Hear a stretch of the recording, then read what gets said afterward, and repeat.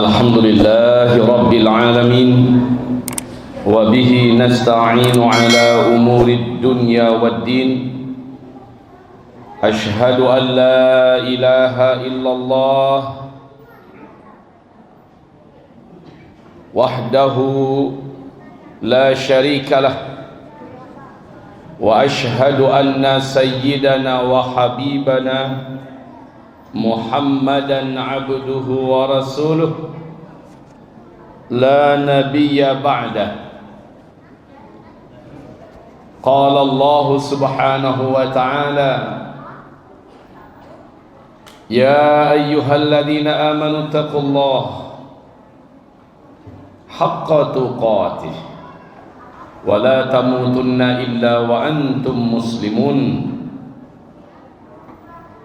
وقال يا أيها الناس اتقوا ربكم الذي خلقكم من نفس واحدة وخلق منها زوجها وبث منهما رجالا كثيرا ونساء واتقوا الله الذي تساءلون به والأرحام إن الله كان عليكم رقيبا وقال يا أيها الذين آمنوا اتقوا الله وقولوا قولا سديدا يصلح لكم أعمالكم ويغفر لكم ذنوبكم ومن يطع الله ورسوله فقد فاز فوزا عظيما اللهم ارحمنا بالقرآن وصدق الله العظيم وقال النبي صلى الله عليه وسلم إنما الأعمال بالنيات وإنما لكل امرئ ما نوى فمن كانت هجرته إلى الله ورسوله فهجرته إلى الله ورسوله ومن كانت هجرته لدنيا يصيبها أو امرأة ينكحها فهجرته إلى ما هاجر إليه وبعد معاشر المسلمين والمسلمات مؤمنين والمؤمنات akramani wa arsyadani wa iyyakumullah. Memuji kita Allah Rabb yang menciptakan kita, ilah satu-satunya yang kita sembah, kepadanya kita seluruhnya akan kembali. Kita bersyukur atas segala nikmatnya. Walau ujian yang hari ini berat kita rasakan, tetapi nikmatnya tidak akan bisa terhitung dan tidak ada apa-apanya ujian dibandingkan nikmat Allah Subhanahu wa taala. Maka kita ucapkan alhamdulillah bi ni'matihi tatimmus salihah. Kemudian salawat dan salam mesti kita bacakan karena Allah perintahkan kepada kita, ya ayyuhalladzina amanu sallu alaihi wa sallimu taslima. Hai orang-orang yang beriman, bersalawatlah kamu kepada Rasulullah dan sampaikanlah untuknya salam. Maka kita ucapkan Allahumma salli ala Sayyidina Muhammad wa ala ali Sayyidina Muhammad kama sallaita ala Sayyidina Ibrahim wa ala ali Sayyidina Ibrahim fil alamin innaka Hamidum Majid. Amma ba'du, ma'asyiral muslimin yang kami muliakan, ahlan wa sahlan, ahlan wa marhaban fi sanatil hijriyah al-jadidah. Hari ini kita masuk malam ketiga daripada Muharram 1442 Hijriah. Sejak dari 1439 1440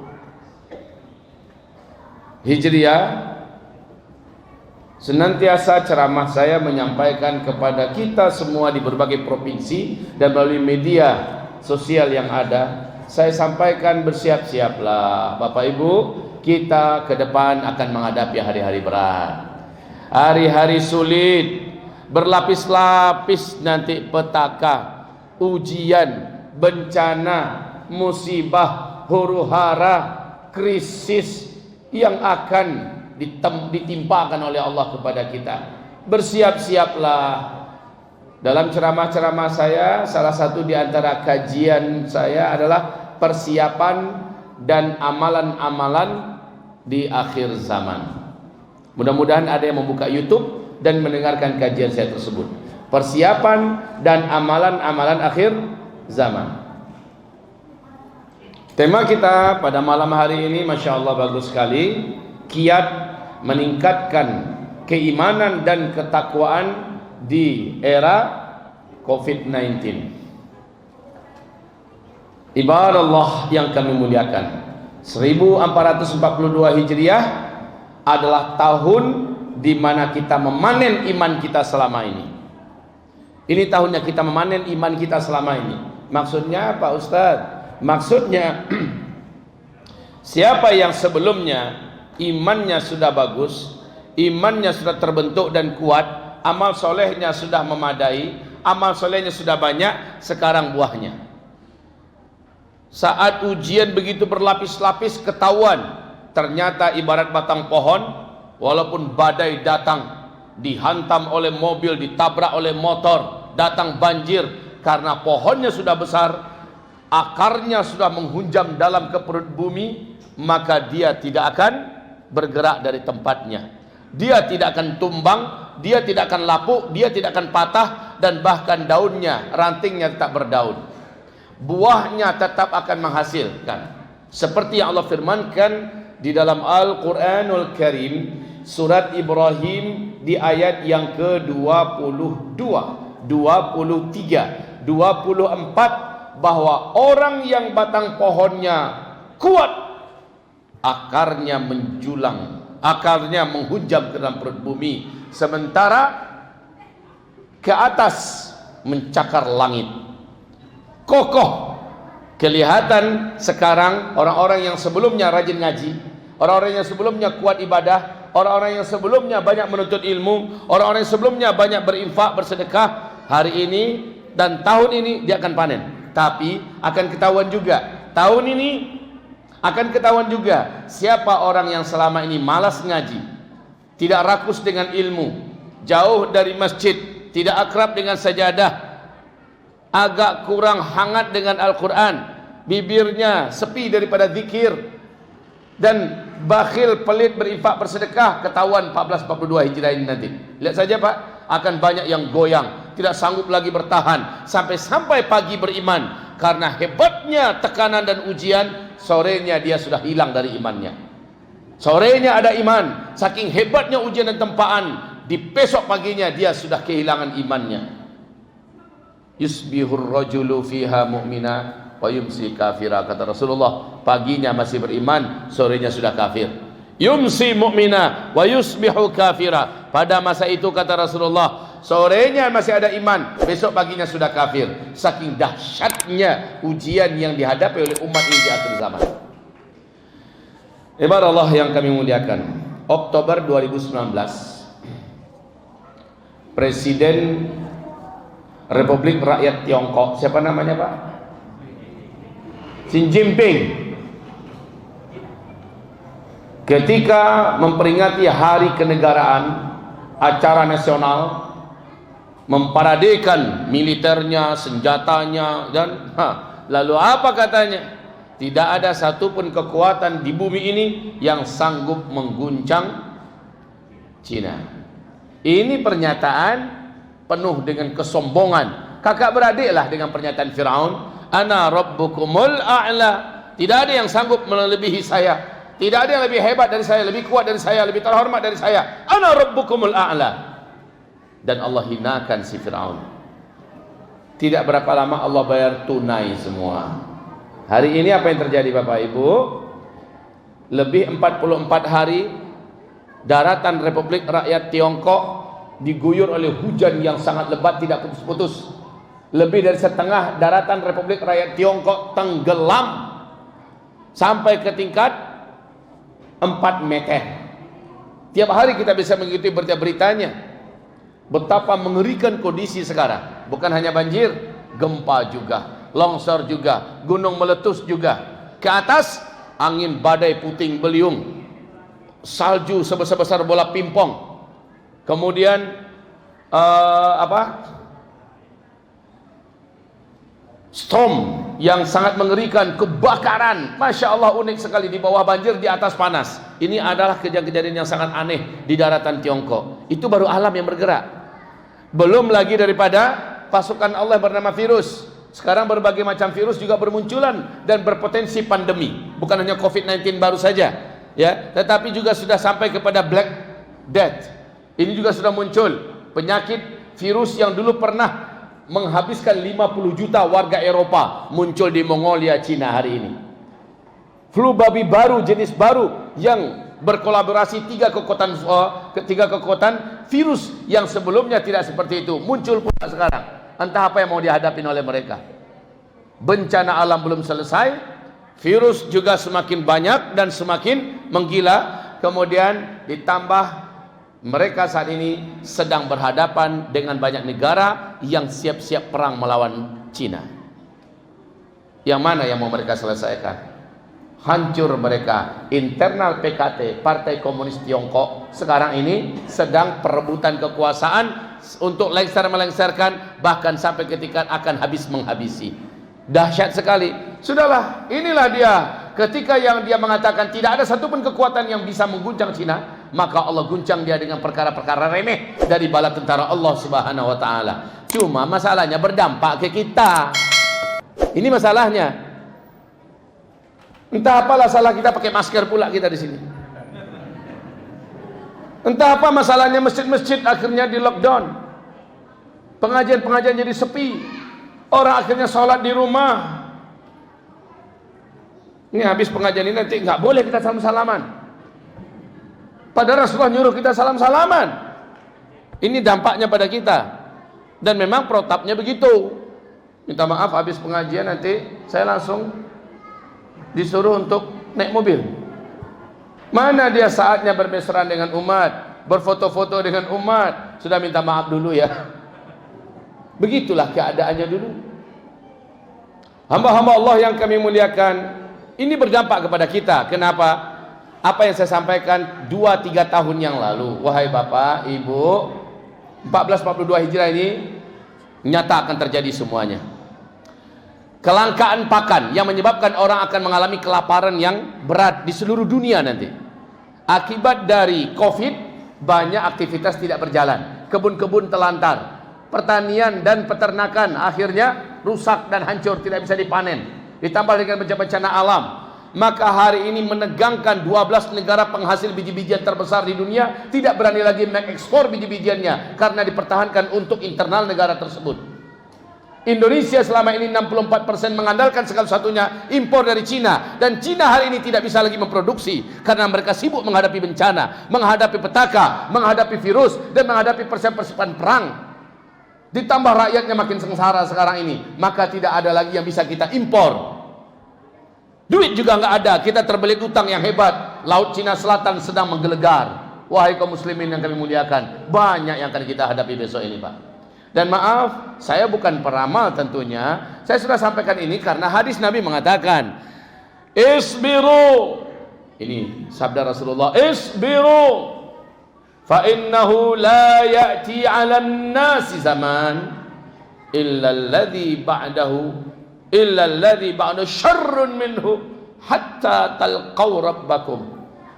Senjata kalian pada masa itu, kata Rasulullah, di akhir zaman adalah isbiru, bersabar, bertahanlah kalian, terus merapat kepada Allah, terus banyakkan sujud, banyakkan angkat tangan, tawakal pada Allah Subhanahu wa taala. Pada masa itu nanti, kata Rasulullah, hari-hari yang kalian jalani lebih buruk daripada yang telah kalian lalui.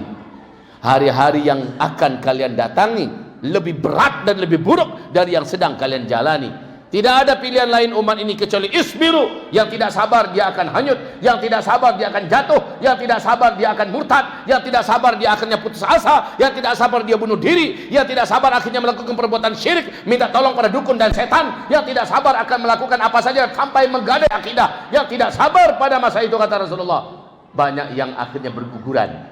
Senjata kamu pada masa itu hanya satu, isbiru, bersabarlah. Maka saya katakan tadi, ini panen. Yang sebelumnya masih agak nanggung-nanggung, maka besok dia akan hanyut karena begitu kuatnya banjir yang banjir erosi akidah yang menghantam. Ibarat tsunami, kelasnya udah kelas kayak tsunami Aceh, begitu tinggi dan kuat. Ibarat badai ini badai topan yang paling mengerikan. Kalau pegangannya nggak kuat, kalau seandainya pondasinya tidak kokoh, maka dia akan hanyut, dia akan terbawa arus, dia akan terbawa terbang oleh beratnya ujian. 1442 adalah panen. Ustaz, apakah setelah mendengarkan ceramah ini, dalam 1-2 bulan ini anggaplah begitu dulu, karena ada juga desas-desus yang mengatakan November adalah star kita menghadapi segala beratnya petaka dan musibah-musibah besar, perang di mana-mana, bencana alam di mana-mana lebih hebat, ya? Dan kejadian-kejadian mengerikan, kelaparan di mana-mana. November 2020 ini, Ustaz, ini tinggal 3 bulan lagi Ustaz. Bagaimana? Masih sempatkah kami mempersiapkan diri agar kami kokoh di hari-hari sulit itu? Saya katakan, jangankan 3 bulan lagi, minggu depan saja kalau kita mulai dari sekarang, maka insya Allah tidak ada yang terlambat. Yang susah itu Pak, yang nggak mulai-mulai, ini yang paling susah. Nganggap masih aman. Allah, besok-besok lo dikaji, karena jalan kini dulu kok. Kalau begitu prinsipnya, maka pas hari H dia akan kaget, karena Allah berfirman tentang petaka yang hebat itu datangnya kepada kita baghtatan. Apa? Baghtatan. Apa arti baghtatan? Sekonyong-konyong, secara tiba-tiba, langsung dengan kadar yang dahsyat. Ibarat samui Pak, semut kalau berjalan di tangan Bapak, embuslah, tidak akan bisa, ya. Kalau seandainya hanya ditiup, tapi coba kalau dengan mantul, langsung dia langsung tercampak. Atau mungkin kita begini kan, langsung tercampak. Ibaratnya ujian yang akan dihadapkan kepada kita itu seperti itu kelasnya, bukan kelas. Kalau begitu kita mungkin masih mampu menahan diri, tapi kalau sudah begini, ibarat semut, seberapalah kekuatan semut, pasti tercampak, betul tidak? Wahai Bapak Ibu yang kami muliakan, ujian kita 1442 ini hebat. Namun bagi yang mungkin merasa baru mendengar kajian ini malam ini, dan mulai malam ini juga dia langsung serius, malamnya dia paksakan diri bangun jam 4, setengah 4 dia sudah bangun. Ngapain? Tahajud. Biasanya bangun untuk pipis doang, bangun hanya untuk buang air. Sekarang enggak, memang tahajud. Walaupun mengantuk dia lawan. Habis itu subuh dia paksakan berjemaah ke masjid, kemudian dia lawan kantuknya, dia tidak keluar dari masjid sampai terbit matahari, dan dia laksanakan zikir di antara waktu itu. Kemudian setelah matahari terbit, lewatkan 15 menit, langsung dia sholat sunat 2 rakaat demi mendapatkan pahala umroh dan pahala haji secara penuh. Setelah itu baru dia keluar rumah. Di rumah dia incar-incar waktu duha. Apalagi masa-masa orang lockdown kemarin Pak ya, sulit untuk keluar, dia bisa full ibadah. Tapi sekarang pokoknya hari-hari sambil memperbanyak doa. Setiap selesai amal ibadah tertentu dia doa. Habis tahajud dia doa, habis subuh dia doa, habis zikir dia doa, habis duha dia doa, habis salat sunnah rawatib qabliyah dan rawatib ba'diyah dia berdoa, habis baca Quran dia berdoa, habis berinfak dia berdoa, berdoa. Maka Rasulullah sallallahu alaihi wasallam menyebutkan, man sarrahu ay yastajiballahu lahu inda syada'idi wal karib falyukthirid du'a inda ar-rakha. Siapa saja orang yang ketika masa-masa genting darurat terjadi, dia angkat tangannya, dia berdoa kepada Allah, langsung Allah kabulkan doanya. Saat itu juga Allah selamatkan dia, saat itu juga Allah tolong dia. Siapa yang suka doanya sekali berdoa langsung Allah kabulkan, kata Rasulullah, maka hendaklah sebelum bencana-bencana besar itu terjadi, dia adalah orang yang paling rajin berdoa kepada Allah. Jadi Pak, berdoa kepada Allah itu ada syaratnya. Syaratnya apa? Beramal dulu baru berdoa. Habis sholat berdoa, habis baca Quran berdoa, habis tahajud berdoa, habis duha berdoa, habis puasa Senin Kamis ya menjelang berbuka doa, habis berinfak berdoa. Pokoknya setelah beramal soleh berdoa. Beda dengan orang munafik. Habis salat assalamualaikum cigin dia lari langsung. Dia tidak fokus untuk zikir dan tidak berdoa. Qalilan ma yadhkurun, sedikit sekali mereka berzikir. Kalau kita tidak, kita perbanyakkan doa. Nanti pas ketika petaka besar terjadi, Buruk negara disabui, gampo gadang terjadi pada kota kita Pekanbaru. Tabalah kota Pekanbaru. Saat ini kita butuh pertolongan Allah. Kita berdoa, ya Allah selamatkan kami sekeluarga. Allah punya banyak macam cara dan mudah bagi Allah menyelamatkan sekeluarga kita. Kenapa? Karena sebelum bencana besar itu terjadi, kita adalah orang yang kuat beribadah dan rajin berdoa. Inilah hadis Nabi tadi. Man sarrahu ayyastajib Allahu lahu 'inda syada'idi wal karibi falyukthir du'a 'inda raha. Barang siapa senang dia dikabulkan doanya ketika sedang emergensi dan darurat yang bisa menghabiskan nyawa, saat itu sekali saja dia berdoa langsung Allah kabulkan. Siapa yang senang dibegitukan oleh Allah, hendaklah dia memperbanyak amal dan langsung berdoa setelah itu. Itu kuncinya, Pak. Ustaz, 2 bulan 3 bulan ini apakah kami terlambat? Tidak, kata saya. Saya katakan tidak. Walaupun 1 minggu lagi tidak terlambat. Cuma jangan mengulur-ulur waktu. Saya khawatir Bapak Ibu, kebiasaan mengulur waktu ternyata penyebab orang banyak menyesal. Cibo kalau den dulu memperbanyak amal, cibo kalau den dulu banyak berinfak, cibo kalau den dulu banyak beramal soleh, banyak berdoa, coba kalau saya. Akhirnya orang-orang ini menyesal. Wahai hamba-hamba Allah yang kami muliakan, kami cintai,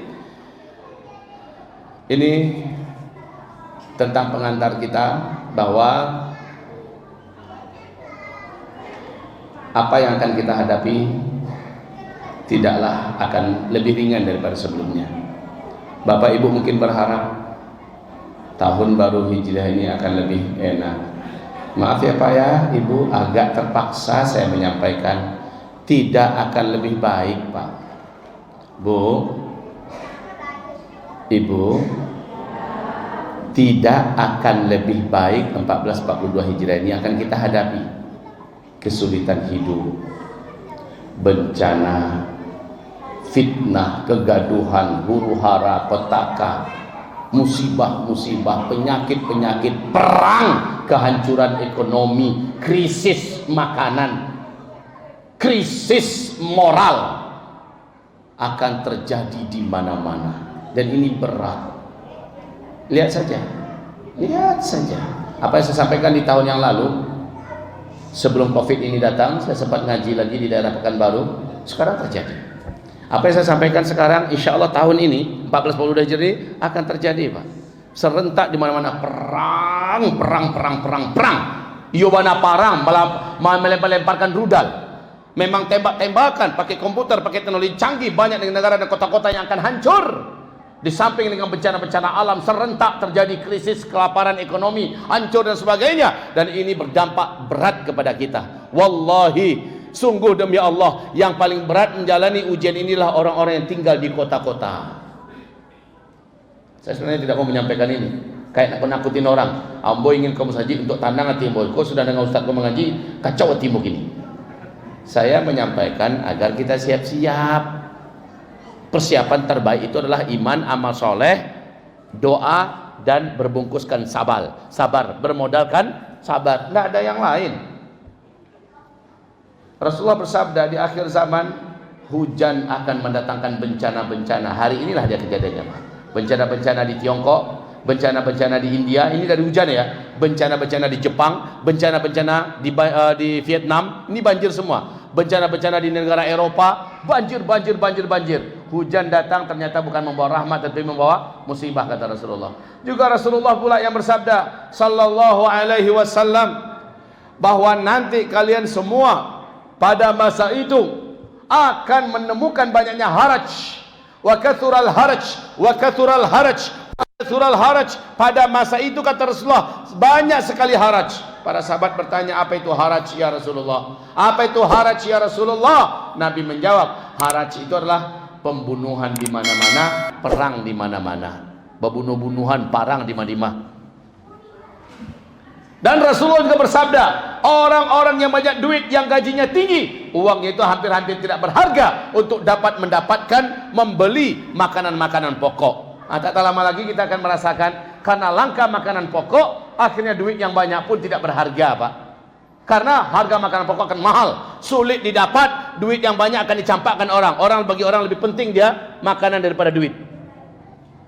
Dan Nabi bersabda sallallahu alaihi wasallam, pada masa itu emas akan sangat mahal harganya. Sekarang bagaimana harga emas? Sekarang bagaimana harga emas? Sepanjang sejarah umur bumi ini ada, kali ini harga emas ada pada puncaknya. 2 tahun yang lalu, PAS, mana PAS? Mana ketua PAS? Ini beliau, pemuda akhir zaman untuk Pekanbaru dan Riau, yang sudah membuat cabang di mana-mana. Dulu dengarkan ceramah saya, beliau dari awal menyimak ini. Wahai Bapak Ibu, saya mengatakan sejak 2018, saya sampaikan, Bu, kalau ada uang, Pak, kalau ada uang jangan ditabung, baiknya segera belikan emas dari sekarang. Itu sampaian saya, Pak. Insya Allah emas akan mahal nanti. Insya Allah emas akan sampai pada harga yang dimana kita saat itu menyesal karena kita menabung dalam bentuk angka-angka digital. Ini menyesal kita, Pak. Beli emas, kan saya katakan. Bu, ada uang sedikit, belilah emas 1 kilo, 2 kilo, simpan.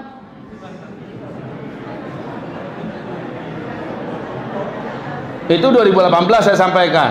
Kalau terlalu berat, nggak apa-apa.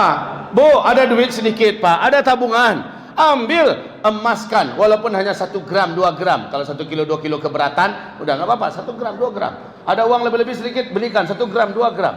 Berbentuk emas batangan, silakan. Berbentuk emas murni, logam, koin, silakan. Berbentuk perhiasan, silakan. Yang penting menabung dalam bentuk emas. Tapi sekarang, Pak, mau beli, harga emas sudah membumbung tinggi. Mau menjual, yang nggak dijual, yang lado habis. Apa lagi yang mau dijual? Maka siapa yang menabung dululah yang bermanfaat di masa-masa yang akan datang. Apalagi setelah hampir setengah tahun lamanya Covid. Ini dakwah pertama saya loh, Pak. Sebagaimana saya dengar Masjid Ar-Raudhah ini, ya, sejak Ramadan baru ini mulai ceramah. Sejak Ramadan baru ini mulai ceramah. Kalau saya sejak 2 bulan sebelum Ramadan sudah tidak ada lagi jadwal. Saya batalkan semua karena daerah itu sudah mulai zona merah. Batal. Ini kali yang pertama. Itu pun tadi pakai masker saya. Bapak Ibu bilang buka, kalau nggak buka saya tutup sampai sekarang. Walaupun saya hanya merasakan di panganyo, buka. Pakai mode ninja lo gaya wa. Khalas. Dan ini sangat berat Pak. Kenapa? Pedagang dagangannya sepi. Orang kantor kerjanya dari rumah, nggak bisa berimprovisasi. Pebisnis pada banyak stuck dan berhenti usahanya. Apalagi orang-orang yang pariwisata, orang-orang yang punya travel, mati habis. Para petani dan peternak banyak pertaniannya, peternakan yang terbengkalai. Karena apa? Karena banyak faktor dan banyak hal. Setelah Covid ini menyerang, Masya Allah, ke depan kayaknya ini akan selesai sampai akhir tahun, Pak. Tidak akan selesai sampai akhir tahun 2020 ini. Menurut WHO ini akan nyambung sampai 2021. Ini saja sudah ngap-ngapan dan kita sudah terancam resesi. Indonesia, Singapura sudah resesi resmi, Jepang resmi, Spanyol resmi, Prancis resmi, Inggris resmi. Negara-negara Arab Saudi juga sebegitu hebatnya itu, kayanya itu Arab, sekarang sudah mengalami krisis ekonomi akut. Indonesia kalau tidak menggeliat dari sekarang, kalau masih seperti ini kondisinya, maka Indonesia pasti resesi. Kalau sudah demikian, maka tamatlah kita. Tapi kita punya Allah yang mengatakan tamatlah kita itu cukuplah orang kafir saja yang tidak punya Allah, yang nggak ngerti bagaimana Allah. Orang-orang komunis saja yang mengatakan tamatlah kita. Kalau kita tidak, masih ada Allah kok. Karena keyakinan kita, dan ini yang mau saya sampaikan malam ini, keyakinan kita, Allah subhanahu wa ta'ala telah menjaga hidupnya Nabi Yunus di dalam perut ikan. Nabi Yunus dalam perut ikan ada dapat oksigen tidak, Pak? Saya bertanya, tolong dijawab Ibu. Nabi Yunus dalam perut ikan ada dapat oksigen tidak? Jawabannya benar. Pertanyaan berikutnya, Nabi Yunus 40 hari 40 malam tanpa oksigen bisa hidup tidak? Sejarah telah menceritakan, Al-Quran mengibadikan kisah itu.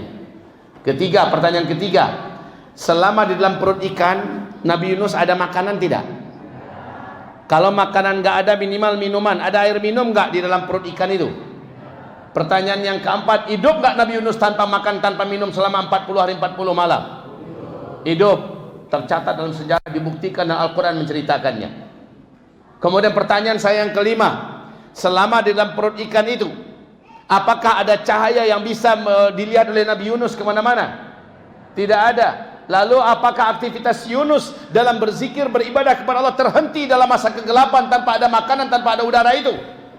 Tidak. Aha, ini dia kuncinya. Maka wahai Bapak Ibu, Nabi Yunus dalam perut ikan di kedalaman laut yang sangat dalam, di kerendahan yang paling rendah, tanpa udara, tanpa makan, tanpa minum, tanpa cahaya, hidup. Dan siapa yang beri Nabi Yunus hidup? Lihat itu, ini pelajaran bagi kita. Sekeras apapun juga bencana ke depannya akan kita hadapi, sehingga kita sulit mencari makan, sehingga kita tidak bisa keluar kemana-mana seperti Nabi Yunus tidak bisa keluar dari perut ikan selama 40 hari 40 malam. Ternyata Nabi Yunus diizinkan Allah tetap bertahan hidup. Andalan Nabi Yunus apa ketika itu? Jawab Bapak. Andalan Nabi Yunus, laula an kana minal musabbihin.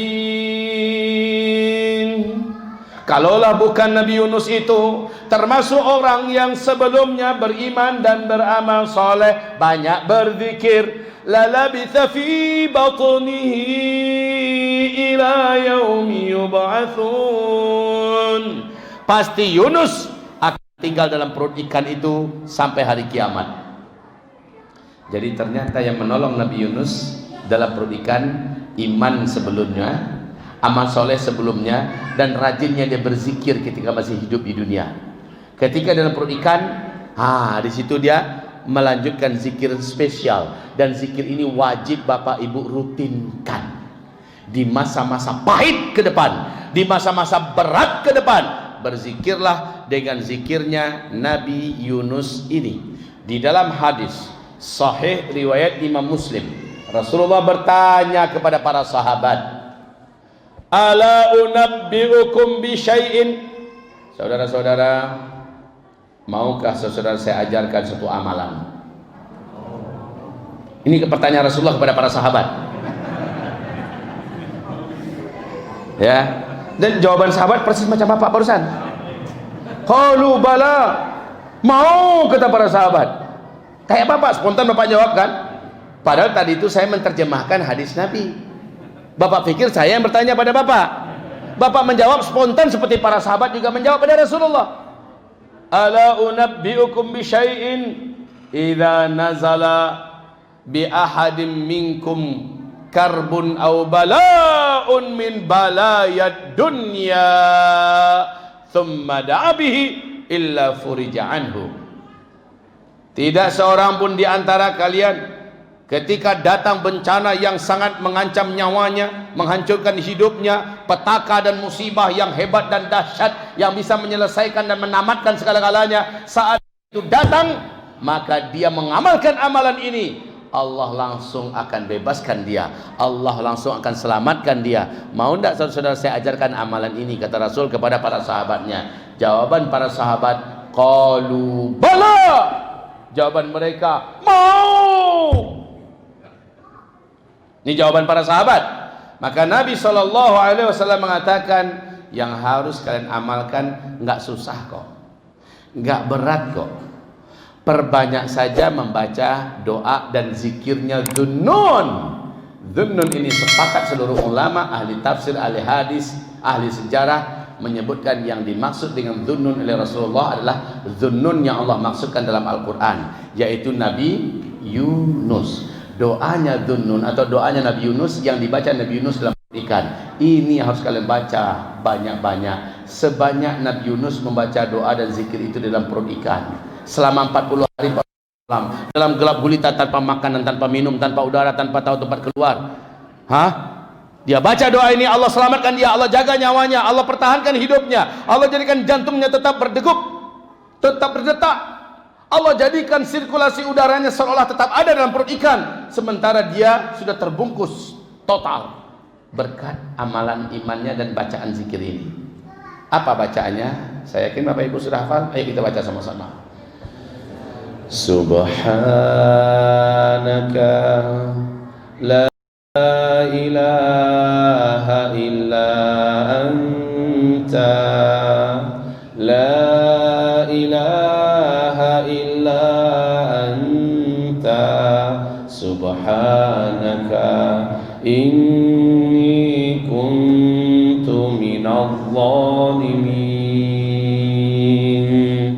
Sama-sama, la ilaha illa anta subhanaka inni kuntu minadh dhalimin.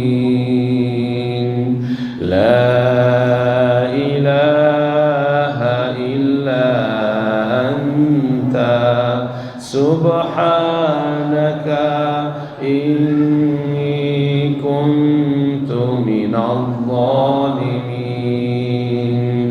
La ilaha illa anta subhanaka inni kuntu minadh dhalimin. Dibaca terus illa furija anhu. Orang yang membaca ini terus menerus, furija anhu, dilepaskan dia dari masalahnya, dibebaskan dia dari himpitannya, diringankan dia dari bebannya, diselamatkan dia dari bencana yang sedang menghantam dirinya, kehidupannya. Illa furija anhu. Baca ini Pak, banyak-banyak. Bara banyaknya Ustaz, sabara banyak talok sampai berbusa muncung Pak baca. Berapa banyak? Berapa sanggup? Wahai Bapak Ibu yang kami muliakan, saya pernah waktu di Malaysia difitnah. Sedang ceramah difitnah. Lalu datang petugas kepolisian, ditangkap, dimasuk penjara 1 malam Pak. Jemaah saya menangis ya di Malaysia. Kemudian saya panik. Saya tidak panik. Saya tahu saya tidak bersalah, tapi saya yakin ini adalah cara Allah mengingatkan saya bahwa saya punya dosa juga. Maka sepanjang perjalanan saya, sepanjang keberadaan saya di dalam tangsi apa? Di dalam kandang setumbin. Ya itu. Saya tidak mau putus dari membaca ini. Masya Allah Pak, apa yang terjadi? Kemarin bengis-bengis polisi itu. Pagi harinya udah ramah-ramah muka mereka. Sudah santun wajah mereka. Mereka keluarkan kita, ya. Mereka sudah memberikan bentuk penghargaan, pemuliaan kepada kita. Mereka minta maaf, lalu kita pun dibawa kembali keluar. Waktu saya mengalami teror, ya, sampai masuk ke Mabeskrim, masih ingat Bapak? Kamis tanggal 16 Desember 2017. Kasusnya adalah saya menceritakan tentang sepak terjang Cina yang akan mengapakan Indonesia ke depan. Dianggap saya memfitnah, padahal yang saya sampaikan sesuai dengan disampaikan oleh Menteri Dalam Negeri di televisi. Saya sampaikan itu saja. Tapi karena Ustadz yang nyampaikan, enaknya aja Ustadz mau diteror. Saya pun ditangkap, diusut, rencananya mau dijebloskan. Hanya dalam 2-3 hari langsung statusnya sebagai tersangka. Cepat betul. Saya berangkat terbangnya malah di Pekanbaru, ya. Bapak Ibu yang kami muliakan, saya putuskan semua hubungan dan ketergantungan saya pada makhluk. Saya baca aja doa yang tadi, la ilaha illa anta subhanaka inni kuntu minadh dhalimin. Hanya dalam sehari semalam Pak, lebih 200 pengacara tingkat nasional, pengacara profesional, bahkan pengacara kelas dunia merapat langsung sukarela mendaftar dan untuk ingin menjadi pengacara saya. Dan ketika saya masuk ke Bareskrim Pak, berlapis pengacara di luar, bukan lagi orang yang datang. Kalau orang datang berbus-bus Pak, dari Bandung, dari Bogor, berbus-bus orang datang. Dari mana Allah mendatangkan mereka? Dari mana-mana saja. Kenapa Allah mendatangkan mereka? Karena saya melepaskan harapan gantungan pada mereka semua, termasuk pengacara, termasuk jenderal yang saya kenal. Saya tidak peduli semuanya, saya hanya tahu dengan Allah Subhanahu wa taala. Saya baca ini, la ilaha illa anta subhanaka inni kuntu minadh dhalimin. Kenyataan Pak, illa furija anhu, Allah bebaskan saya, Allah selamatkan saya, Allah lepaskan fitnah yang ada di pundak saya, Allah lepaskan saya dan Allah lindungi saya. Dan ini terbukti berulang-ulang. Wahai hamba-hamba Allah, ke depan ujian kita berat. Dalam ujian berat ini jangan lupa yang diajarkan Rasulullah SAW dan yang saya bacakan barusan. Kita ambil pelajaran dari Nabi Yunus. Saya yakin lockdown kemarin itu belum apa-apanya dibandingkan dengan Nabi Yunus. Setuju? Belum apa-apanya. Nabi Yunus sekali lagi, jangankan mencari nafkah, keluar aja nggak bisa dari perut ikan. Jangankan untuk dimakan minum, udara aja nggak ada, kan begitu. Ternyata dia bisa bertahan hidup. Yang menghidupkan siapa? Allah. Kenapa bisa? Karena dia baca itu tadi. Baca itu. Tapi tentu saja Bapak Ibu, bacaan ini hanya berguna untuk orang yang beriman, untuk orang yang sebelumnya memang orang baik-baik, orang soleh, ya, orang yang taat. Nah, kalau begitu Ustaz, untuk orang mencikahak mudi kami kau bah. Untuk orang yang tanggung menanggung mudi kami kau bah Ustaz. Kami baca tu le kami empan tu. Beku kami baca tagang saya kami le mati. Kan meleset gaji Ustaz tu, hendak ngaji apa nak meleset? Ya.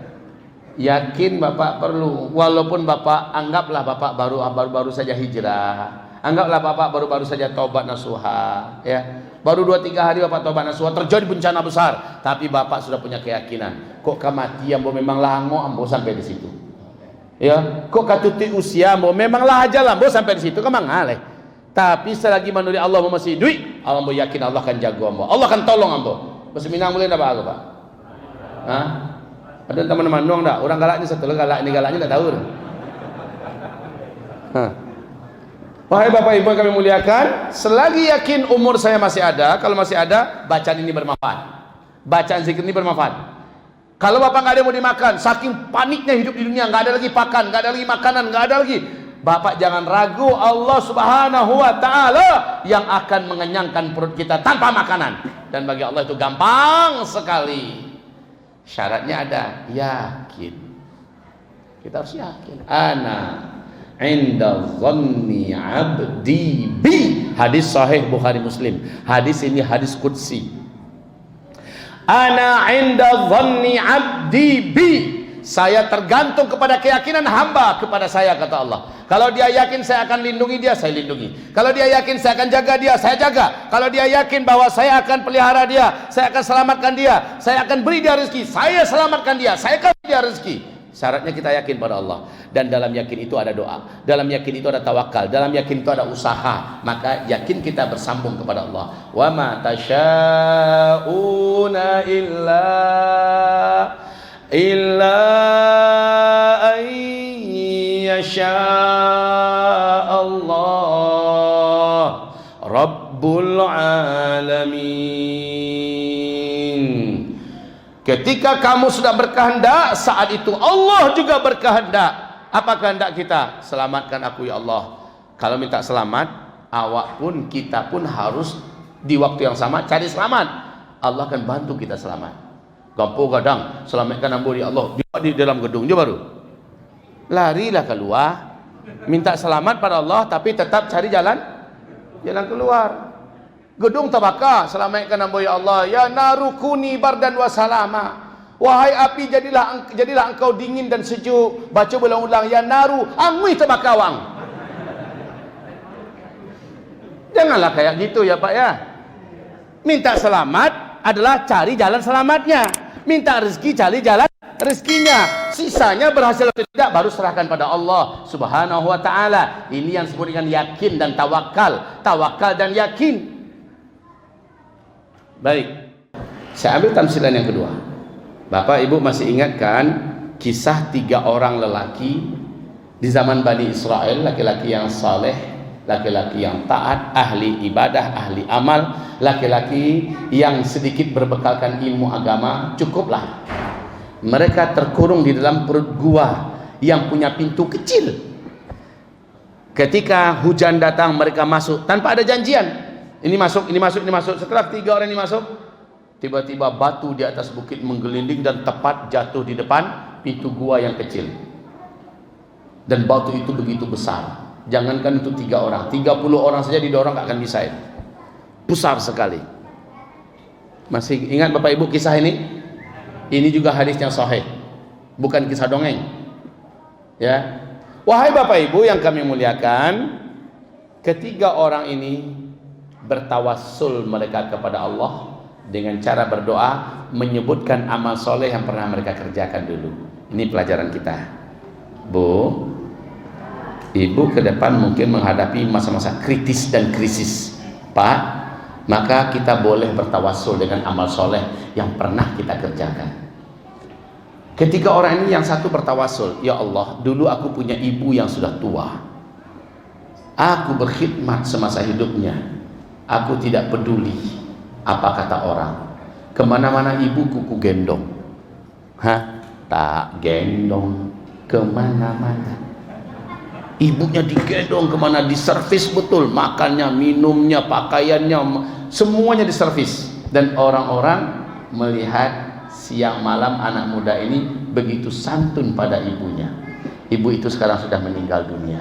Ya Allah, jika amalan ini engkau sukai, engkau ridha dengan amalanku itu, jadikanlah amalan itu pada hari ini sebagai asbab engkau tolong hamba ya Allah. Bukakanlah pintu gua ini agar kami bisa keluar. Batu yang sebegitu besar, eskapator pun kalau disuruh untuk menggerakkan takkan bergerak itu Pak. Bergerak dia, tapi alun tak buka lagi, tangan saja baru bisa keluar. Lah nampak cahaya dari luar, cahaya dari luar itu sudah nampak, tapi belum bisa keluar lagi. Yang kedua, bertawasul juga dengan amal solehnya. Ini pelajaran bagi kita nih, pelajaran bahwa bertawasul dengan amal soleh benar dalam akidah kita, benar dalam syariat Islam. Yang kedua, berdoa, ya Allah, dulu hamba tertarik kepada seorang wanita, hamba mengajaknya berzina, dia dalam keadaan sempit dan sulit, dia memberikan syarat agar hamba memberikan kepadanya harta yang cukup. Hamba cari itu ya Allah dengan susah payah, dengan cara-cara yang baik.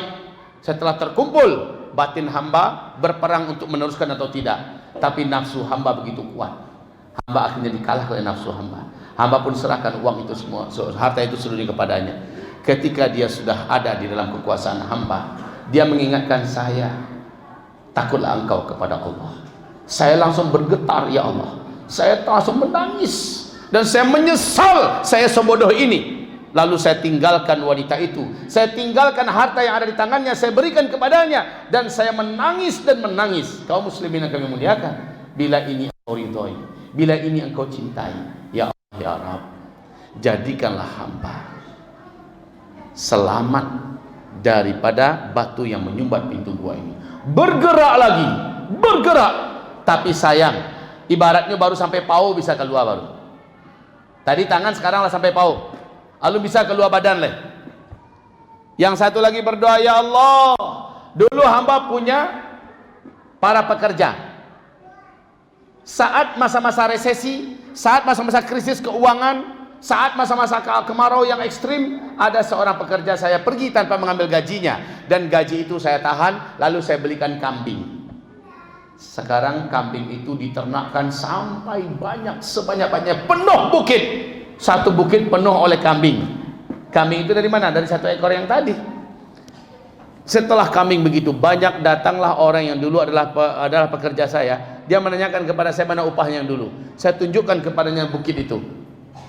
Itu bukit itu, kambing yang ada di sana adalah milikmu. Singkatnya, dia ambil semuanya tanpa dia sisakan sedikit pun. Ya Allah, bila engkau ridha dengan apa yang hamba lakukan, bila engkau suka dengan apa yang hamba lakukan, ya Allah, hamba bertawassul kepadamu melalui amalan hamba ini. Bukakanlah pintu gua ini, ya Allah. Bukakanlah batu yang menutupi pintu gua kami ini, ya Allah. Maka terbukalah seluruhnya, keluar mereka. Pelajarannya untuk kita apa? Selama ini kita berasumsi, kita berpikir bahwa amal soleh kita hanya dapat kita lihat, hanya dapat kita temukan nanti pada hari kiamat. Kan begitu ya Pak ya? Nanti ketemunya pada hari kiamat. Tidak, ternyata. Wallahi tidak. Amal soleh yang kita lakukan di masa lalu, ini bisa kita minta di dunia, bukan minta upah dan gaji pahalanya, tidak. Bertawasul, menunjukkan, meminta pada Allah, jika engkau ridho dengan amalan kita, Allah bukakanlah. Kan bukan berarti minta mana ganjarannya Allah daripada di akhirat, biarlah di dunia, bukan itu yang kita minta. Tapi bila engkau ridho ya Allah, maka tolonglah hamba. Jadi kalau Bapak ingin coba aja Pak, tidak apa-apa. Bapak mungkin pernah pergi haji dengan tabungan yang begitu susah payah. Bapak pergi haji dengan harta yang ikhlas, harta yang bersih, dan sekarang Bapak sudah pulang dari haji. Dan selama dia haji, Bapak mengerjakan maksimal, Ibu mengerjakan maksimal. Ibu tahajud, ibu banyak tawaf, ibu banyak melaksanakan, Bapak juga melakukan hal baik, dan Bapak tidak ceritakan kepada mana. Ternyata suatu ketika bapak ibu dalam kesulitan besar yang bisa merenggut nyawa, dalam petaka besar yang bisa menghancurkan segala-galanya, bapak atau ibu menyebutkan, ya Allah, hamba haji dengan susah payah, dengan harta begini, dan hamba melaksanakan haji begini. Jika engkau ridho dengan amal ibadah haji hamba itu, ya Allah, selamatkanlah hamba hari ini. Boleh pak? Kayak gitu, bukan minta pahalanya hari ini, tapi minta jika engkau ridhoi amalan hamba itu, ya Allah, maka selamatkan hamba hari ini. Ini juga pelajaran kedua. Kalau tadi pelajaran dari Nabi Yunus, sekarang pelajaran dari 3 orang lelaki yang terkurung dalam perut gua. Sekali lagi, kita dulu bisa kita sebutkan kepada Allah, tapi ingat, amal itu syaratnya ikhlas sesuai sunnah Rasulullah dan tidak diceritakan kepada siapa-siapa, hanya pada Allah saja dan Allah saja yang tahu. Beda dengan orang baru pulang haji nyu cerituan sudah Allah nyu ke orang. Dia Allah dia ibadah luar biasa ketika haji petang. Bagaimana? Tidak pernah dia merasa salamat itu salat tahajud doh. Jam 2 itulah jago dan tahajud sampai subuh. Untuk apa kita ceritakan itu, Pak? Khatam dek den sampai puluh hari tanah sucinya di Makkah Madinah. Khatam dek den 5 kali Al-Quran. Untuk apa diceritakan itu? Selesai sudah, Pak. Bapak hanya dapat itu aja dari orang, tapi yang di sisi Allah udah gugur semuanya. Rugi, Pak, bului. Untuk apa kita ceritakan? Bu, ini tidak sedikit, maaf ya Bu ya, ibu-ibu juga sering terperangkap oleh itu. Bagaimana cara kita terperangkap? Ibu hamilkan anak ibu, sakitnya minta ampun ya Bu ya, apalagi hari-hari akan melahirkan. Bu, ketika ibu akan melahirkan, antara persambungan hidup dengan mati rasanya. Ya Bu, ketika kita akan melahirkan, ketika ibu akan melahirkan, apa tanya? Kenapa ada punya pengalaman itu? Setelah itu ibu lahirlah anak antara ibu dan mati. Kemudian ibu menyusukan anak, siang jadi malam, malam jadi siang, sering begadang, sering bertanggang, ya, tidak kenal lelah, betul-betul tidak berhenti. Pipis anak jadi gelisah, anak kita jadi gelisah, tidak makan anak gelisah, tidak tidur anak kita gelisah. 1 ekor nyamuk terbang di dalam kamar, kita kejar nyamuk itu kemana-mana. Sampai begitunya kita perhatian pada anak. Kini anak lah gadang, lah jadi menteri gubernur, alamak jadi anak sukses, dan si anak mulai lupa kepada kita. Tidak sedikit orang tua yang mengungkit-ungkit kepada anaknya, nak, karena ada yang balik anak. Ingatlah oleh engkau nak, dulu engkau ada dalam rahim ibumu, engkau ibu susukan, engkau diceritakan semuanya. Oi bapak ibu, batal amalan bapak ibu, amalan bapak ibu karena diceritakan. Manan namanya dalam Al-Quran, manan namanya dalam hadis. Bapak ibu ceritakan, dan amalan macam ini tidak bisa dijadikan sebagai amalan tawassul. Tidak bisa.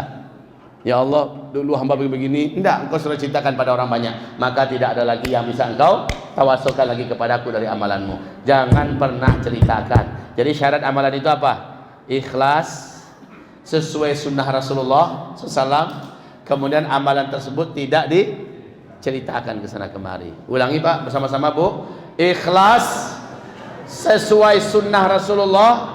Dan yang ketiga, tidak diceritakan kepada siapapun saja selama-lamanya. Gitu. Wahai Bapak Ibu, hamba-hamba Allah kami muliakan, 1442 Hijriah ini Muharram. Besok ini ada tanggal 9 dan tanggal 10. Bapak Ibu puasa tanggal berapa insya Allah? Tanggal berapa? Hah? Asyura. Asyura itu artinya apa? 10 ya.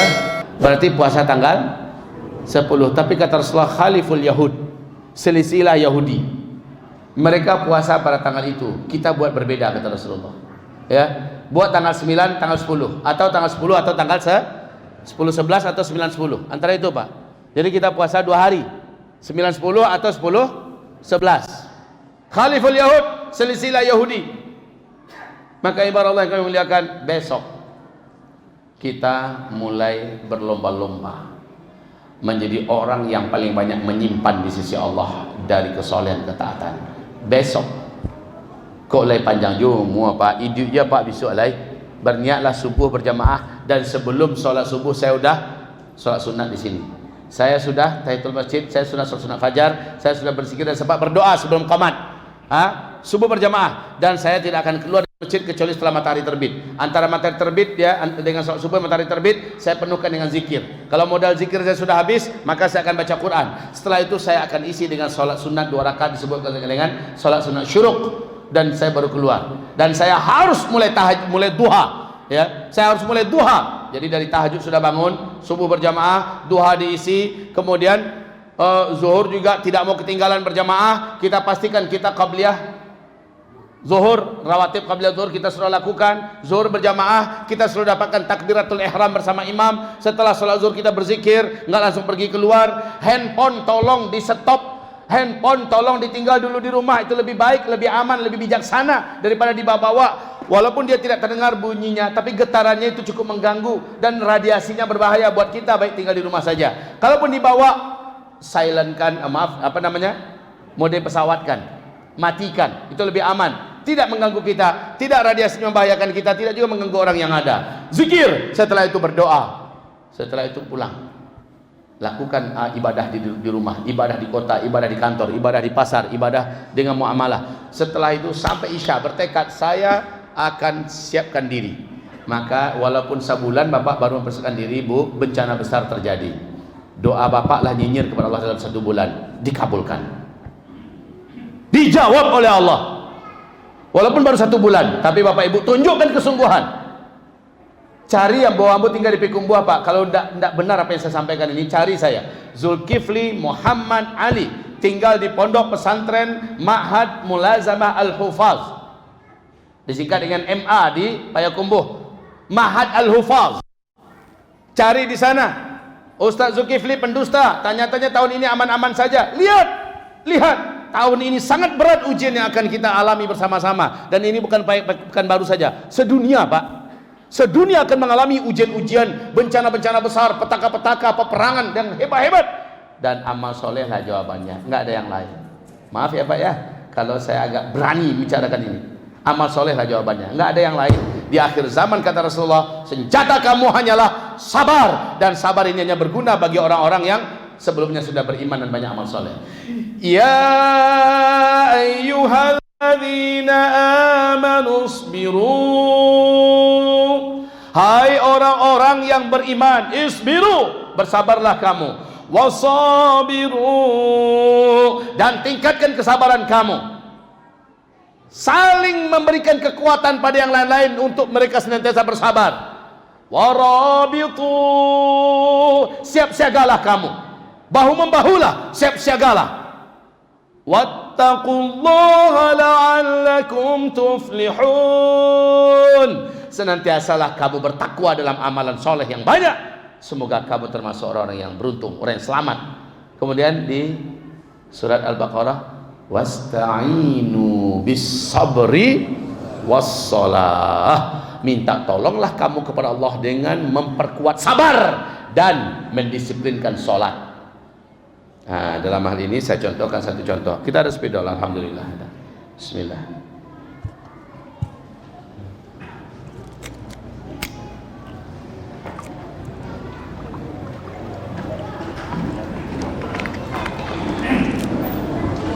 Allah perintahkan kita apa barusan Bapak Ibu? Wasta'inu bis sabri wassalah. Lihat Bapak tulis. Bismillah.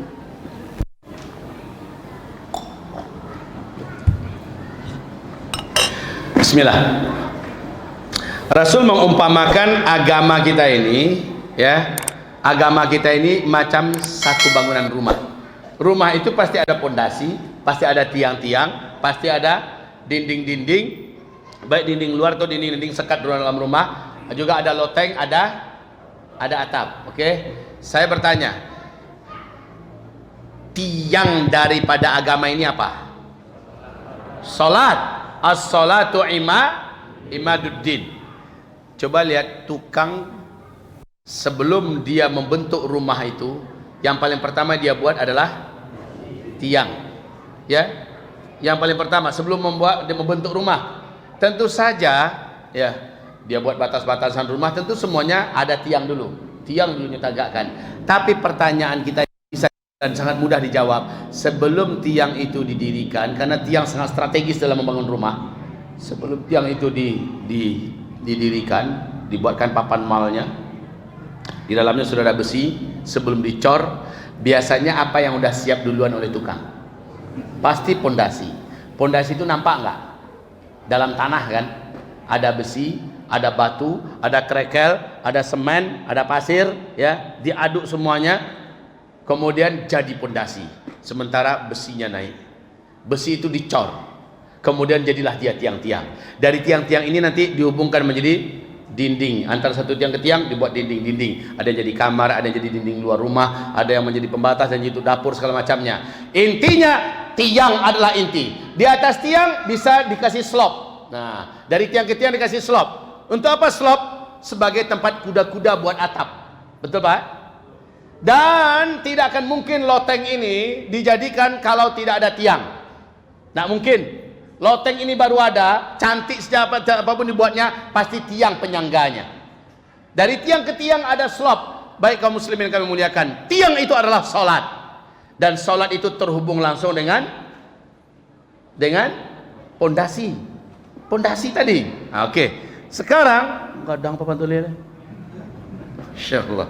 Alhamdulillah, memang tidak lo banyak kok tulis malam kau. Cuma hanya sekedar ilustrasi, Pak. Lihat Bapak Ibu. Allah berfirman, wasta'inu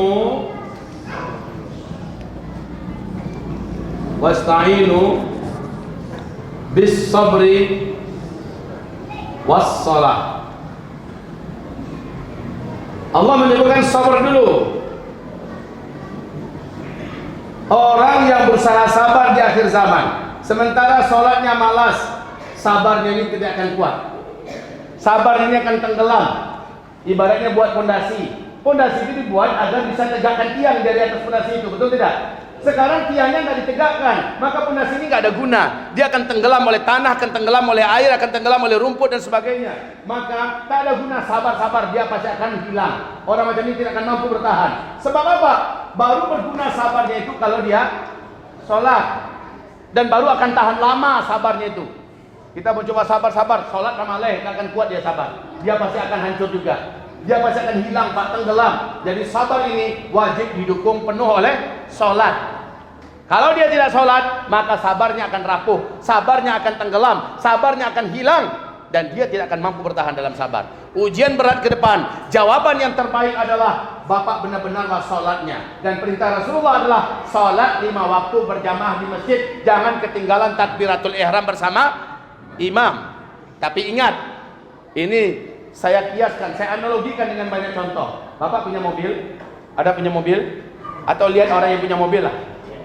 Mobil mesinnya bagus dari Jerman, dari Jepang, dari Amerika, mesinnya bagus, rangkanya bagus.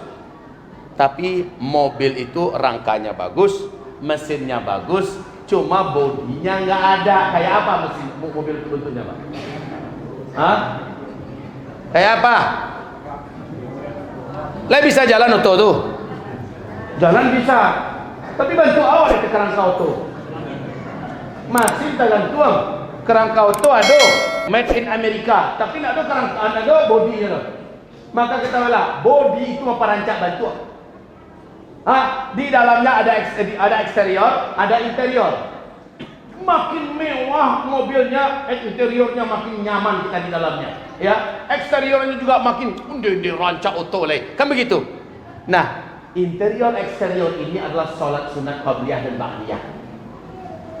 Sholat sunat qabliyah dan ba'diyah. Allah bisa diasanan, dipanggakan. Sudah bisa nggak diandalkan sholat-sholat wajib 5 waktu? Udah, tetapi belum indah. Belum nyaman kalau belum diisi dengan sholat sunat qabliyah, dengan sholat sunat ba'diyah.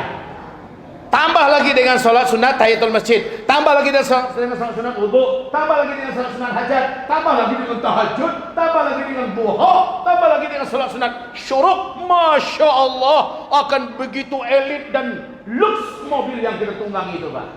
Ibarat itu begitu. Baik, ini masalah sholat. Kalau sabarnya tadi sudah selesai. Sabar ini tidak akan mampu bertahan orang-orang yang sholatnya remeh, orang-orang yang sholatnya leceh, orang-orang yang sholatnya lemah, orang-orang yang sholatnya main-main. Bahkan yang Allah janjikan adalah fawailul lil musallin alladzina hum sahun, lalai dalam sholatnya. Lampir masuk waktu asar baru sholat zuhur. Hampir tenggelam matahari, baru salat asar. Sekali wudu, pas assalamualaikum, azan maghrib orang terasa santiang gitu. Pas agak anden tadi. Padahal kata Rasulullah, tilka salatul munafik. Itu adalah salatnya orang munafik. Baik. Jadi Bapak Ibu yang kami muliakan, beberapa renungan kita jalankan barusan. Jawaban kita tidak begitu panjang, uraian kita tidak begitu banyak, tapi cukup. Saya rasa ini menjadi pegangan Bapak Ibu. Satu lagi yang saya minta pada Bapak Ibu kan sekarang sangat akrab dengan yang namanya setan gepeng. Mana setan gepeng? Tolong pinjamkan setan gepeng satu. Ini setan gepeng. Setan penyet.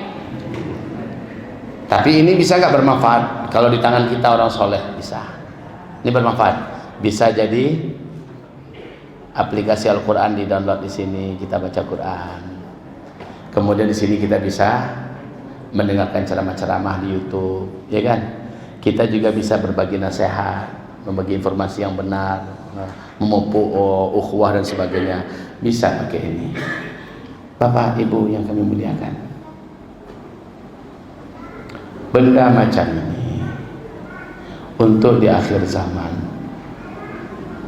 Untuk di akhir zaman, fitnahnya sangat besar sekarang untuk generasi muda. Sekarang gara-gara COVID, orang semua wajib, anak-anak semua wajib pakai ini. Tapi bagi bapak nggak ada ini, gimana rasanya? Di zaman sekarang ini nggak ada ini, gimana rasanya? Tinggal kok di rumah, nggak pajak ke rumah.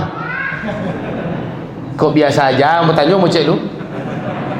Tinggal kok di rumah, nggak pajak ke rumah. Atau tolong antan cik para lunak deden. Rasa putih lah kawak, rasa putih komunikasi awak, putih lidah awak rasanya. Karena apa? Karena ketergantungan kita kepada ini. Padahal kata Rasulullah SAW, Al-Quran di akhir zaman syafi'un musyaffa', pemberi perlindungan dan pemberi penyelamatan. Al-Quran. Sementara kata Rasulullah, kalian di akhir zaman akan disibukkan dengan muthannah dan kalian banyak meninggalkan Al-Quran. Para sahabat bertanya, apa itu muthannah ya Rasulullah? Kata Rasulullah, tulisan yang kamu tulis-tulis di tangan-tangan kamu. Kamu sibuk memindahkan tulisan itu dari tangan ke tangan. Kamu membacanya, dan kamu membacanya. Kamu meninggalkan kesibukan kamu dari membaca Al-Quran. Maka muthannah di akhir zaman itu adalah handphone di akhir zaman. Ini yang akan mencampakkan Al-Quran. Padahal kata Rasulullah, orang yang paling selamat dan dilindungi, dijaga di akhir zaman adalah ahli Al-Quran. Walaupun bapak nggak hafal Al-Quran, tidak apa-apa lah. Tetapi bapak alhamdulillah rajin dengan Al-Quran, baca Al-Quran. Bapak rajin memperbaiki tajwidnya, tahsinnya, beransur-ansur menambah hafalan Al-Quran. Lihat orang-orang macam ini. Jangankan bapak hidup di dunia, bu, sudah di alam kubur saja kita. Oi bapak, ibu, pernah nggak dengar beberapa kisah nyata dan sekarang ini beberapa kejadian nyata terjadi? Terima kasih Pak. Aman Pak ya. Pernah tidak Bapak Ibu mendengarkan kisah nyata, bahkan melihat videonya? 25 tahun dikubur, kemudian karena kuburnya terpasang dipindah, digali kembali masih utuh. Pernah dengar tidak? 50 tahun, 75 tahun, 120 tahun dikuburkan, kemudian digali kuburnya masih utuh, masih seger, ya, masih. Ternyata riwayat hidupnya ini adalah orang-orang yang ketika di dunia mereka adalah ahli Al-Quran, guru ngaji, pemuda yang hobi belajar dan membaca Al-Quran, ya, orang-orang yang sedang menghafal Quran, para hafiz-hafiz Quran. Mati saja mereka dijaga oleh Allah, apalagi masih hidup. Masih ingat dah Bapak, ini penutup Bapak Ibu, masih ingat tidak ketika tsunami di Lampung 2018 ya? Tsunami di Lampung masih ingat? Tsunami di Lampung, bagaimana penyanyi yang sedang ya, anyut Lampung Pak, di Lampung. Nah itu mati dia Pak. Tapi ada, ya terserah lah, boleh aja nak bayar dah. Yang mau saya sebutkan, ini ada satu pondok pesantren tahfiz Quran di pinggir pantai. Aku ini di Lampung ya. Yang di sebelahnya hanyut, di sebelahnya habis disapu oleh tsunami. Yang ini aman. Jangankan hanyut, masuk sindaknya tuh. Padahal pagarnya rendah cuma dari tepi pantai. Masya Allah, ini lihat bagaimana pesantren Quran ini dijaga oleh Allah. Saya Pak, istri saya orang Aceh Bu. Di Banda Aceh dulu ketika do tsunami Aceh itu, ya. Ayah bunda mertua saya tinggal di nama daerahnya itu Melaboh itu Ambo menikah kan? Ambo menikah di Melaboh, kemudian beliau pindah sekeluarga ke Banda Aceh yang ada dekat pesawat Solawah 1 itu Blower. Saya tinggal, ibu ayah bunda saya tinggal di Blower. Blower itu jaraknya lebih kurang ada 15 km dari tepian pantai. Ketika tsunami terjadi, saya baru saja pulang dari Aceh. Baru Pak. Dan saya pernah merayu ayah bunda saya, ayolah kita pindah Payakumbuh. Kenapa pindah Payakumbuh? Saya katakan syarat-syarat Aceh ini untuk didatangkan bencana oleh Allah sudah terpenuhi. Ayo ayah bunda kita pindah ke sana. Ayah bunda nggak mau karena anak mau ujian akhir tahun, ujian panas kalau dulu ya. Tapi oke, kalau gitu ayah bunda tolong jaga diri. Ini syarat-syarat azab itu sudah terpenuhi di sini kata saya. Kemudian itu saya pulang hari Jumat. Hari Jumat saya nyampe Payakumbuh, hari Minggunya terjadi bencana tersebut. Ya, saya berangkat ke sana Pak. Masya Allah, di Blower itu kalau dilihat dari helikopter, itulah satu-satu kawasan perumahan yang air tidak memporak-porandakan, menghancurkan. Lalu seketik saja Pak, hanya sebatas mata kaki. Padahal kira-kira 600 meter jaraknya yang ada pesawat Solawah 1 itu bangkai oto dengan bangkai rumah di mana-mana berserakan Pak.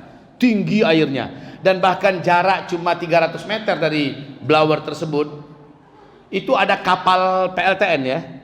Kapal PLTN, coba bayangkan barak kueknya gelombang tsunami. Kok tidak masuk ya ke komplek itu? Yang saya ingat di komplek itu Pak, azan 5 waktu. Pemuda-pemuda yang sedang menyanyi, yang sedang bergitar, berhenti langsung azan. Baik saji. Orang-orang warga sekitar langsung ke masjid. Masjid itu selalu penuh. Ibu-ibu, emak-emak, anak-anak, bapak-bapak ke masjid. 5 waktu Pak. Asal saya pergi itu 5 waktunya terjaga. Masya Allah. Akhirnya Allah jaga komplek itu. Allah jaga komplek itu. Tapi yang paling menakjubkan adalah di Punga Blangcut. Kalau ada orang Aceh di sini, yang paling menakjubkan di Punga Blangcut. Dari jarak tepian pantai ada pondok pesantren Tahfizul Quran, cuma 500 meter jaraknya. Semua hilang dan rata dengan tanah. Sementara pesantren ini banyak mata dan saksi, bahkan sudah tulis buku hampir 2 kali tebal Quran ini, buku jadi ke ayat-ayat Allah di tsunami Aceh, ya, oleh Irfan Suharyadi Arwas penulisnya. Di situ ikut pesantren Kolawi, tsunami datang, air itu bersibak Pak. Air itu bersibak, kemudian ketemu lagi di sana dan melanjutkan perjalanannya. Allahu Akbar. Pesantren Tahfizul Quran. Pesantren Tahfizul Quran. Yang saya maksudkan di sini wahai Bapak Ibu, kesibukan Bapak Ibu dengan Al-Quran dan keluarga dijadikan keluarga Al-Quran di akhir zaman ini. Ini adalah syafi'un musyaffa'. Ini adalah pelindung yang akan menolong kita Pak. Bukan hanya di alam kubur. Al-Quran yang akan menghadapi malaikat mungkar dan nakir yang akan bertanya di alam kubur nanti. Stop! Jangan kau tanya dia. Jangan kau ganggu dia. Dia telah sibukkan waktunya dan umurnya bersama saya. Saya adalah Al-Quran yang dibacanya. Begitu Pak Al-Quran dalam kubur. Dia akan menjadi pelindung kita. Al-Quran akan menjadi pelindung kita di hari kiamat. Al-Quran yang akan membela kita di depan Allah. Al-Quran pula yang menjadikan kita berhak untuk dinaikkan derajat yang lebih tinggi. Ternyata Al-Quran bukan hanya berguna di alam kubur, bukan hanya berguna di padang mahsyar, tapi Al-Quran berguna sejak kita masih hidup di dunia. Sedangkan mati saja kita, jasad kita enggak Allah izinkan dimakan ulat, tidak Allah izinkan rapuh dan hancur, apalagi kita masih hidup. Dijaga Allah. Wahai Bapak Ibu yang kami muliakan, jangan sampai kesibukan kita dengan benda-benda mustannah menjadikan kita tersedot kesibukan kita dari Al-Quran. Baca Al-Quran akrab, baca buku informasi segala macamnya rajin, baca Quran minim. Ini kita harus berubah. Hijrah 1442 Hijriah, kita harus hijrah pula dari kelemahan, kelengahan dan kelalaian masa lalu kita. InsyaAllah Bapak Ibu ya. Baik, marilah kita berdoa pada Allah Subhanahu wa taala. Kita meminta kepada Allah dalam masa-masa sulit ini agar Allah menguatkan dan menjaga iman kita, agar Allah terus memelihara stamina ruhaniyah kita, Mudah-mudahan kita tidak menjadi futur, karena kita sudah lama tidak berjamaah, sudah lama tidak mendengarkan kajian, sudah lama tidak bersama para ulama, dan ini tentu saja membuat kita menjadi rapuh dan melemah. Dan kita berdoa pada Allah agar Allah Subhanahu wa taala mengokohkan hati kita di atas iman. Amin. Al-Fatihah. Bismillahirrahmanirrahim. Mungkin ada yang agak sedikit bertanya, Ustaz, kami sering minum madu tapi nggak semua sembuh. Tapi Allah menyatakan dalam Al-Quran madu itu pasti menyembuhkan segala macam penyakit. Jawabannya adalah minumlah seperti Rasulullah menyuruh kita minum. Minumlah seperti Rasulullah mencontohkan minum. Kalau madu itu oleh Rasulullah betul-betul madu yang diminum, 1 gelas ini habis 1 gelas. Tapi itu ketika sakit, Pak. Lakukan itu 2 kali, 3 kali, Bapak pasti sembuh. Insya Allah dengan izin Allah pasti sembuh. Apapun penyakit Bapak. Kalau kami gula, Ustaz, kalau ketemu madu yang benar, tidak oplosan, pasti sembuh. Walaupun itu gula, ya pasti sembuh. Karena itu ayat Al-Quran. Ayat Al-Quran. Syaratnya madu benaran yang diminum. Ayo nak tolong di kami Ustaz, morning bona. Kalau begitu, tidak apa-apa.